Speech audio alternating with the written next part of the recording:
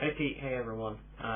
So I've got about 6 games here which I think are really underrated. So let's get started with the PlayStation 2. This is Chaos Legion. I really do enjoy this game. It's made by Capcom, and it's basically like Devil May Cry, but instead of using guns, you have these crests which give you different abilities, like the sword ability, the shield ability, and the archer ability. The combat, you have combos in combat. You can use your special abilities from the crests, and there's just a whole array of different creatures that you can fight. In the early levels, you're fighting a lot of the same enemies, but there's a ton of them, so it's really fun for like enemy spamming, which I really do enjoy. So definitely pick this one up. It's real cheap. Actually, I have 2 copies of them, so they're not that expensive.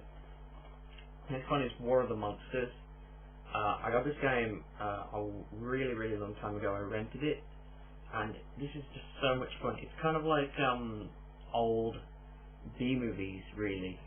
You got all these great characters, like you got Congo, which is a rip-off King Kong, obviously.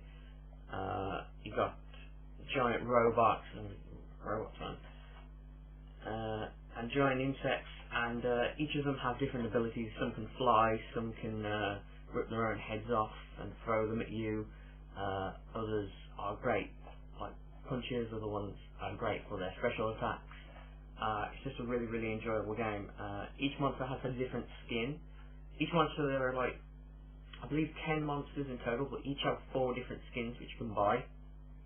And that just makes it look like, even if your friend is playing the same character, if he chooses a different skin, they'll look completely different, but they'll fight the same way. The combat, you would think, would be like Tekken or Street Fighter, but it's not. It's open world, running around, and just beating the crap out of them.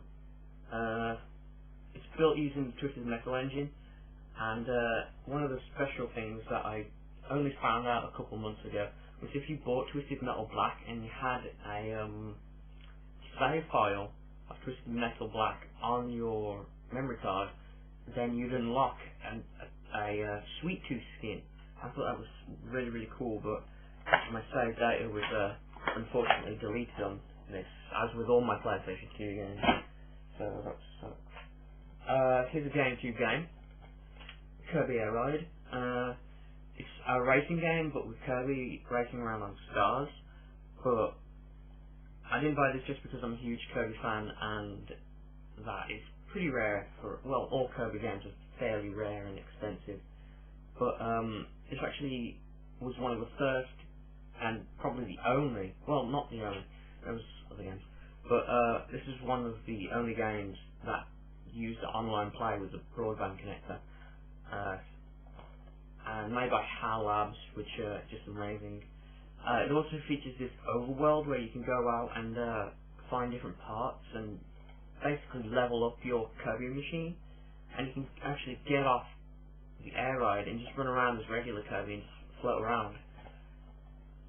So if anyone has played a Kirby game and wished that it was 3D environments running around like Mario instead of a Kirby 64 and the Crystal Shards sort of game, then definitely pick this one up. You won't regret it. You'll find a really fun racing game in there as well as just an overworld that you can play with your friends. Next we're going to last gen with Dreamcast. This is Toy Commander. This is basically like Toy Story on steroids. You play as either a car, a plane, tank, helicopter, just running around shooting pencils at other toys, and eventually defeating a boss. And once you defeat the boss, they become on your side. So when you face against the final boss, the Toy Commander, you can use them against them. And I thought that was a really cool element, instead of just you using a car at the end of the level. It's really nice cel-shaded graphics, which for the time looked amazing, and they still do. this was one of the this was one of my favourite games. It had memorabilia in the form of Sonic calendars and just cameos from other Sega heroes. So yep, this is definitely worth buying. Next one is N64 game. Now, those of you who thought that what's it called? Anyone who thought that Rockstar's first sandbox game was GTA 3, then you were wrong, because Body Harvest beat them to it.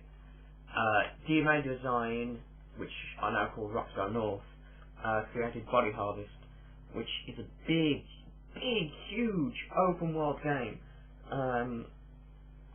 where you play as a space marine going around shooting giant insects and other forms of alien life.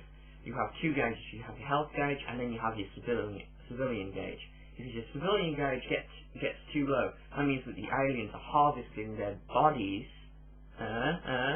Means they're harvesting their bodies so that they can create a super alien. And once that super alien comes and you're about to face a boss, they double team on you, and you have got to make sure you save civilians in this game.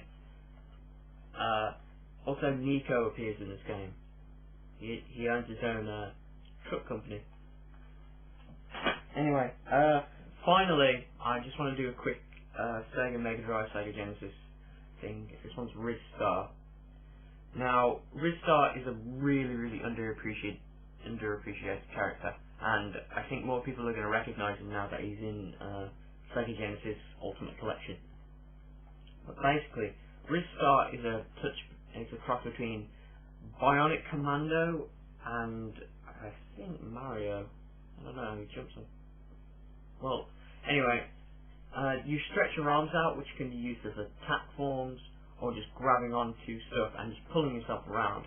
He can jump, so it's not totally like Bionic Commando, but he defeats enemies by using his face. He just grabs them and then pulls them towards him and smashes them against his dome. He's just a really cool, fun character. And the Sonic team, the people who made Sonic, actually created him. And I really wanted them to make a sequel to this, but unfortunately they didn't. But some people say that Sega Genesis Mega Drive didn't have that good of music on it. In Ristar, it was great music. So that's my choice for some underrated games. Hope you guys enjoyed it.